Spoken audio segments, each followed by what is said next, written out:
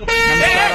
ನಮ್ಮೂರು ಮೈಸೂರು, ತಮಿಳುನಾಡಿನ ಅಣ್ಣಾಮಲೈ ಹುಲಿ ಸಂರಕ್ಷಿತ ಪ್ರದೇಶದ ಟೈಗರ್ ವ್ಯಾಲಿ ಎಂಬ ವ್ಯೂ ಪಾಯಿಂಟ್ ಬಳಿ ಇಂದು ಸಲಗವೊಂದು ಅಂದರೆ ಕಾಡಾನೆಯೊಂದು ದಾಳಿ ನಡೆಸಿದ ಪರಿಣಾಮ ಜರ್ಮನಿ ಮೂಲದ ಮೈಕೆಲ್ ಎಂಬ 60 ವರ್ಷದ ಪ್ರವಾಸಿಗ ಮೃತಪಟ್ಟಿದ್ದಾರೆ. ಇವರು ದ್ವಿಚಕ್ರ ವಾಹನದಲ್ಲಿ ಹೋಗ್ತಾ ಇದ್ದಂತಹ ಸಂದರ್ಭದಲ್ಲಿ ರಸ್ತೆಯಲ್ಲಿ ಒಂಟಿ ಸಲಗ ನಿಂತಿರೋದನ್ನ ಗಮನಿಸಿದ್ರು ಕೂಡ ತಮ್ಮ ಟೂ ವೀಲರ್ನ ಚಾಲನೆ ಮಾಡ್ಕೊಂಡು ಹೋಗಿದ್ದಾರೆ.